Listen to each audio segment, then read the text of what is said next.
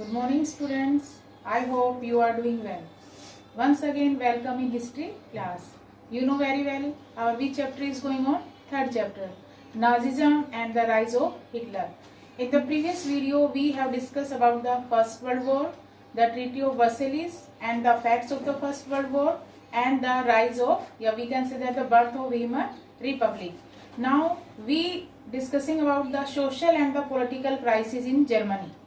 And in the in economic crisis, we were discussing about that time due to the Treaty of Versailles, Germany's situation was not good because that Ruhr area was also occupied by the French in 1923. For that situation, to bail out that situation, USA helped by the Dewey's Plan. Now today we will discuss that that time USA was helping to Germany. So what happened? USA didn't help that time after some time. So we will see that today we'll discuss about the years of depression. Depressions का मतलब आर्थिक महामंदी आ जाना, मतलब गिरावट आ जाना आर्थिक स्तर पर. So we see why these depressions was happened and what were the reasons behind that. It means America was helping to Germany. What were the situation created? क्या ऐसा हुआ कि जिससे जर्मनी की मतलब हेल्प करने से यूएसए ने मना कर दिया और इससे धीरे धीरे जर्मनी की सिचुएशन क्या हो रही थी, स्टेबल आने की कोशिश कर रही थी.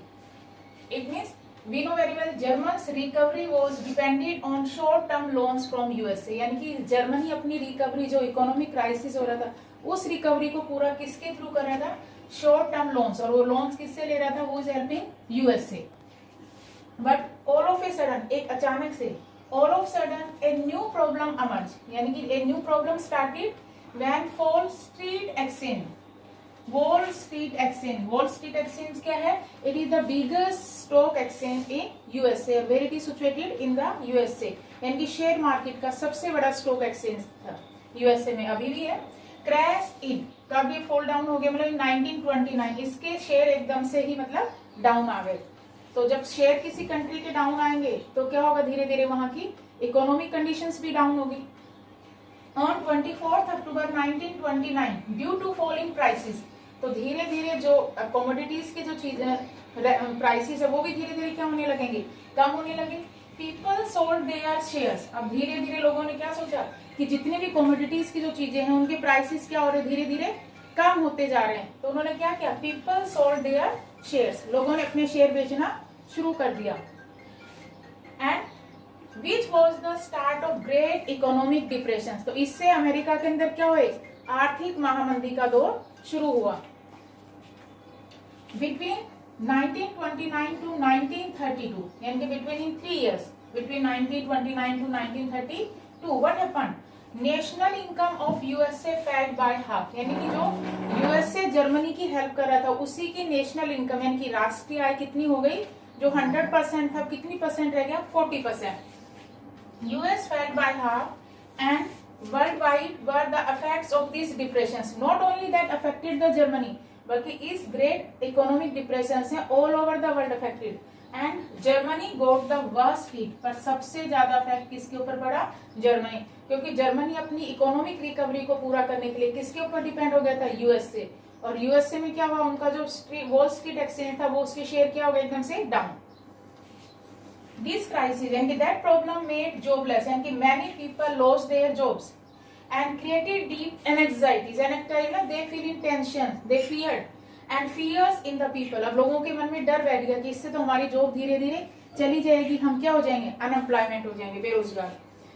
Also the society was filled with the fear in proletariation. Proletariation मतलब बिजनेस सेक्शन also feared हो. बिजनेस रैंक के जो लोग थे उनको भी डर हुआ कि इससे तो क्या होगा? धीरे धीरे अगर प्राइसेस फॉल डाउन होते रहेंगे, शेयर के प्राइसेस डाउन चलते जाएंगे तो धीरे धीरे हम क्या होते रहेंगे?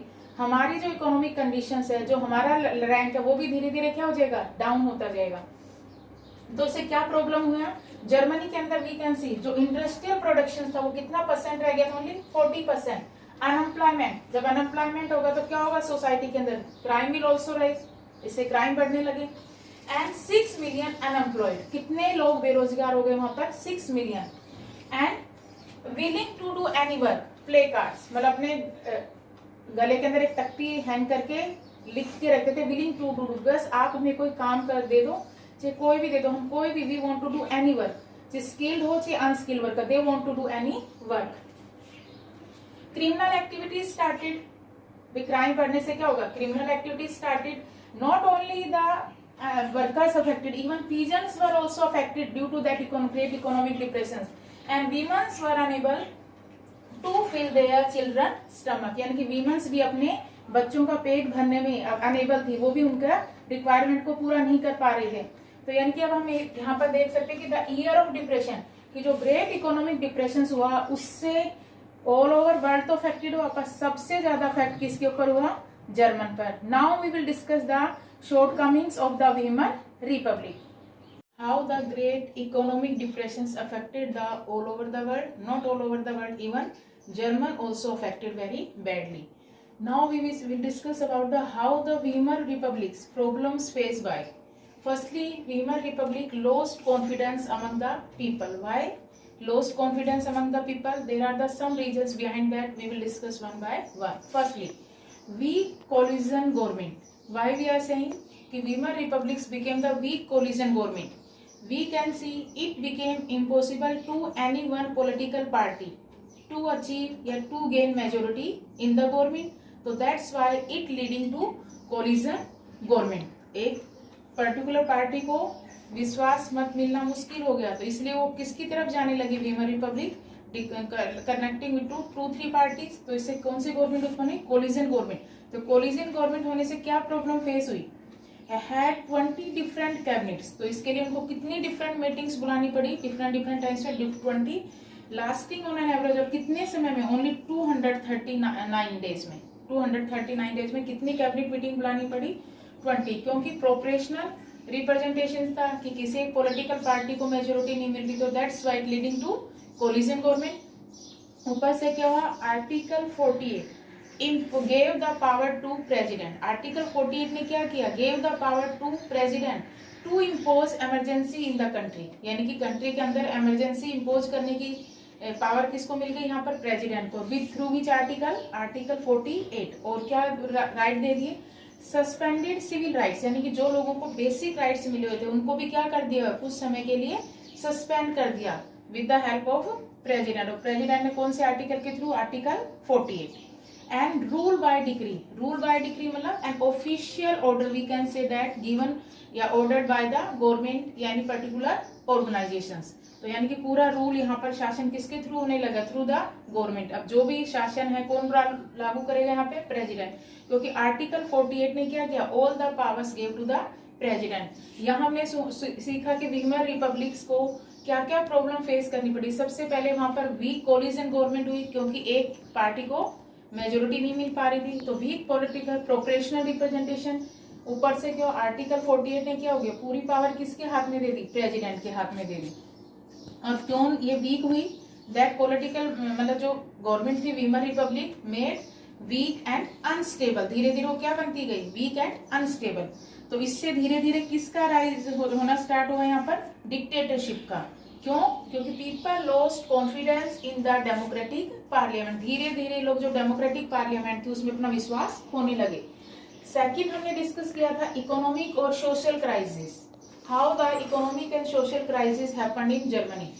Firstly economic, due to economic crisis prices rises, जो डे टू डे लाइफ की जो कमोडिटीज की जो चीजें थी वो क्या हो गई, उनके प्राइस हाई हो गए। क्यों, जर्मनी को अपने जो ट्रीटी ऑफ वर्सेलिस की वजह से जो चुकाना पड़ा, उन्होंने क्या किया, एक तो रेकलेसली जो प्रिंटिंग मनी थी उसको छापना शुरू कर दिया, तो बाजार में आने लगी, तो प्राइसेस क्या हो गए, कमोडिटीज के और चीजों के दाम हाई चले गए। अगर हम एक लोफ ऑफ ब्रेड भी खरीदने जाना तो मतलब ट्रक भरकर पैसों का लेके जाना पड़ेगा, then we will get the loaf of bread. साथ ही यहाँ पर क्या हो गया, ग्रेट इकोनॉमिक डिप्रेशन से वहां पर क्या प्रॉब्लम अराइज हो गई, unemployment. Approximately in the last paragraph we have discussed how many peoples became unemployment, mainly 6 million people, and they were standing in front of the employment exchange, ताकि उनको कहीं ना कहीं कोई जॉब मिल जाए।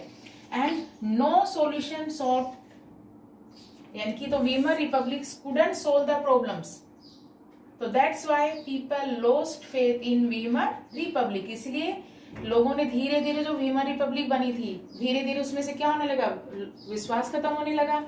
और थर्ड पॉइंट क्या इसके लिए था रिस्पॉन्सिबल, इनहेरेंट सम डिफिट्स का हम कह सकते हैं कि यानी कि Weimar republic had some inherent defects, यानी कि उसके अंदर कुछ कमियां थी। थर्ड, ट्रीटी ऑफ वर्सेलिस, क्योंकि ट्रीटी ऑफ वर्सेलिस के लिए किसको रिस्पॉन्सिबल माना गया है, वीमर रिपब्लिक, यानी कि वीमर रिपब्लिक लोग कुछ इनके फेवर में थे, कुछ कह रहे थे कि नहीं, क्योंकि वॉर अगर वीमर रिपब्लिक अगर ट्रीटी ऑफ वर्सेलिस एक्सेप्ट नहीं करती तो हो सकता था कि शायद Germany first world war win कर जाता। अब ट्रीटी ऑफ वर्सेलिस से क्या हुआ, क्रिपल्ड जर्मनी फाइनेंशियली, क्योंकि फर्स्ट वर्ल्ड वॉर का जो भी लॉस हुआ वो सारा बर्डन किसके ऊपर डाल दिया, जर्मनी के ऊपर। अलाइज पावर ने जो थी सारी पावर मिलकर एक्सिस, उन्होंने क्या किया, कौन रिस्पॉन्सिबल है इसके लिए, जर्मनी। लॉस ऑफ टेरिटरीज हमने ट्रीटी ऑफ वर्सेलिस में देखा था, 13% दे लॉस्ट देयर टेरिटरीज, यानी कि अपने जो जीते हुए एरिया थे अपना इंपीरियलिज्म के समय जो उन्होंने वॉन किया था 13% लॉस करने पर।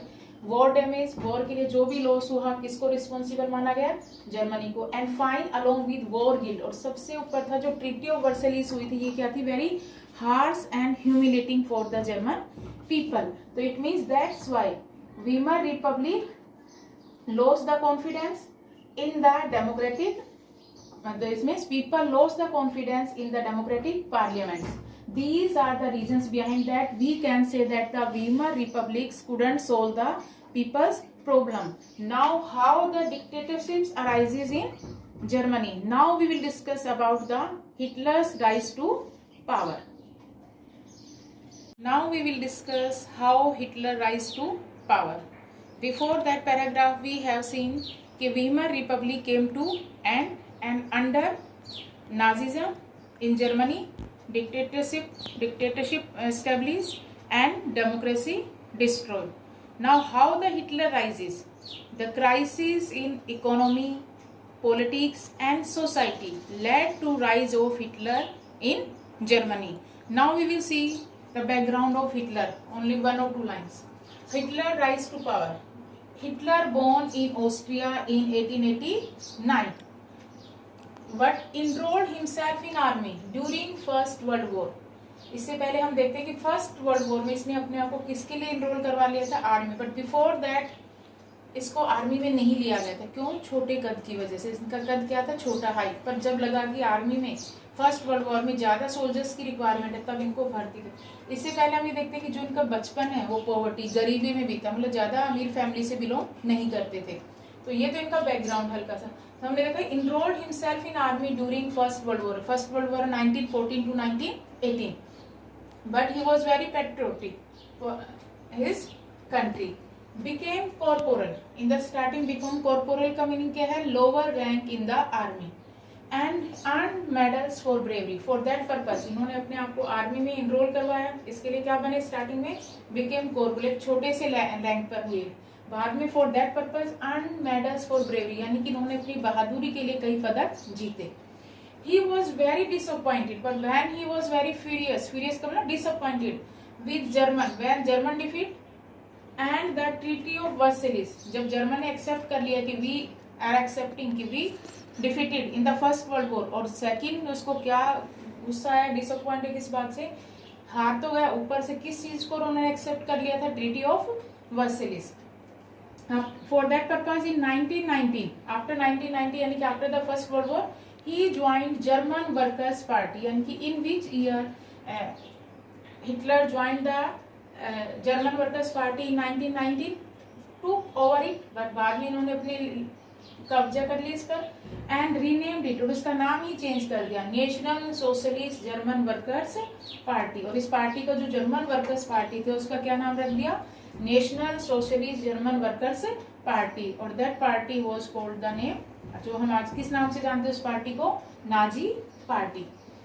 इन 1923 Hitler plan to seize control of Bavaria and capture central power, failed and arrested, यानी कि ही वांट टू, उसने क्या प्लानिंग करनी थी, सीज कंट्रोल, जो एरिया है जर्मन का बावरिया उस पर कैप्चर किया जाए, कंट्रोल किया जाए, एंड कैप्चर सेंट्रल पावर, और जो बीच का जो इलाका है सेंट्रल पावर उसको ऊपर अपने कब्जे में लिया जाए। But for that purpose he failed in that plan, and for that purpose he was arrested. Till 1930 Nazi could not effectively mobilize popular support ये कह रहे कि till 1930 Nazi ideology that Nazi party was not popular among the German people and they couldn't support the ordinary people. Why? What were the reason behind that? And what happened after that? कि after that Nazi party became the most popular in the Germany.